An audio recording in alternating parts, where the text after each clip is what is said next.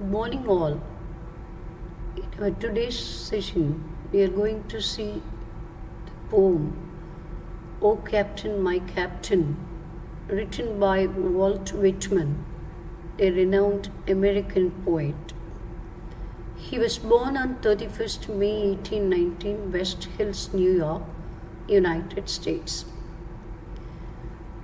He was the greatest poet. We can even say not only a poet, an essayist, and also a journalist. He has lot of interest in press and trading also.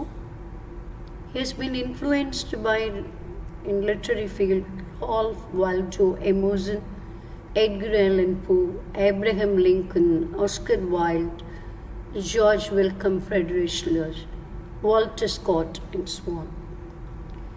He was the fifth among his siblings, and there are few who has been influenced by him also. They were Edward Whitman, Allen Ginsberg, other men like that, other Rimbaud, and so on. When we are going to deal with this poem, "O Captain, My Captain," before I explain that poem, I simply read that. You just watch the tone of that poem. Then we will discuss what type of poem it is. In the beginning, we are very sure that in the literary genre it is a poem, but even if it is a poem, at what type of form it has been arranged by Whitman, that we have to see at the end after experiencing the depth of the poem. Okay, let me start the poem now. O Captain, my Captain, our fearful trip is done. The ship has withered every rag, the prize was sought as won. The port is near, the bells I hear, the people all exulting, while fellow eyes the already kneel, the whistle grim and daring. But oh hard, hard, hard, oh the bleeding drop of rain, where on the deck my captain lies, fallen cold and dead.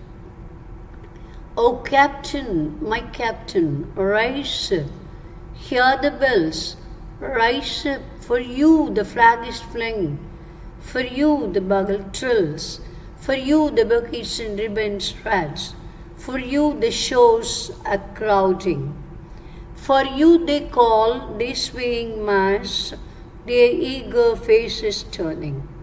Here, Captain, dear father, the song beneath your head, it's some dream that on the day you have fallen cold and dead.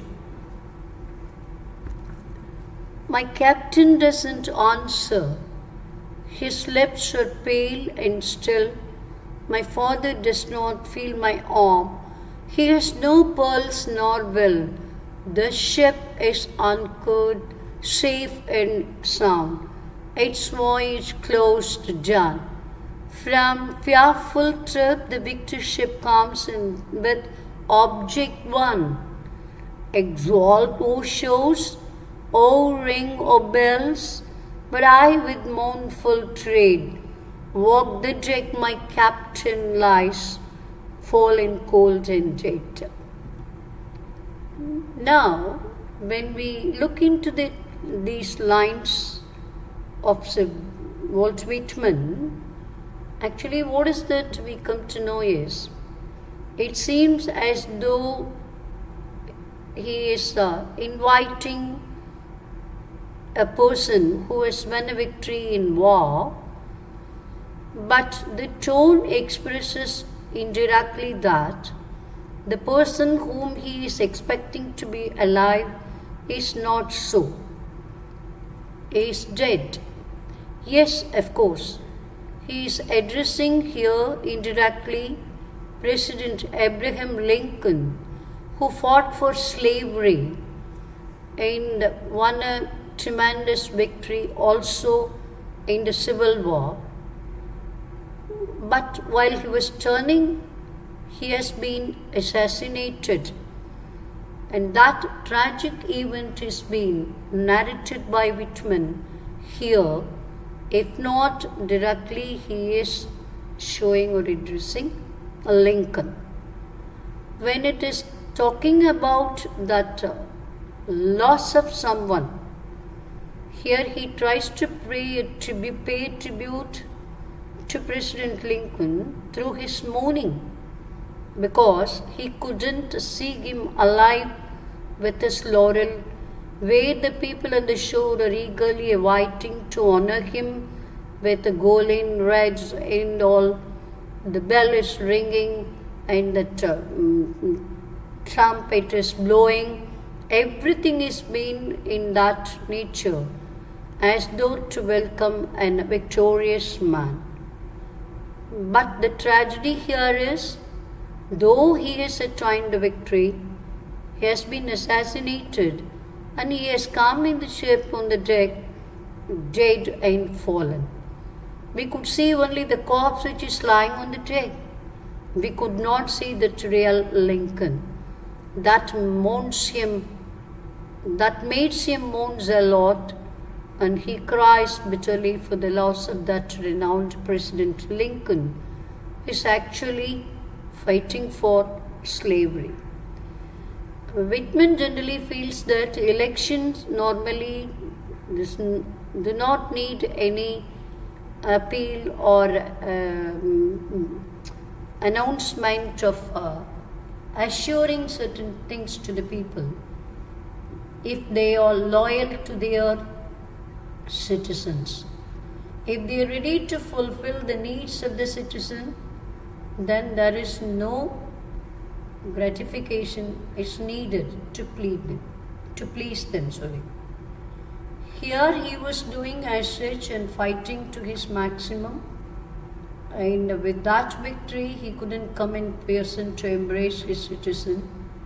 That tragic event is vividly presented by Walt Whitman here. He has used so many poetic devices.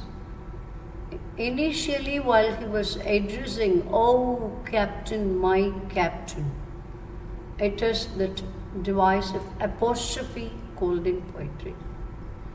Apostrophe is you are addressing someone, you are calling someone who is not nearby you, who is far away, to welcome them you are addressing. How we will say that, "Oh God Almighty." Like that he addresses his captain genuinely. And he has metaphorized so many things. He has taken the entire state, America, as a ship, and Lincoln as a captain, and also the victory with which he has come has become that journey. To gain that victory, whatever the hurdles he has faced, has become an entire voyage. Whatever it is, the terms, everything is waiting on, not even the people, they are being with the golems and also the bells and the trumpet beats, all such things which are being waiting for you on the shore, but we couldn't meet you. What unfortunate are we? You have fought for us, for our slavery, but we couldn't enjoy that victory with you. That was the unquenching cry from the poet that has been vividly expressed through his each and every word. The tone of atonement is exhibited here very well. I hope you do enjoy this poem. Thank you.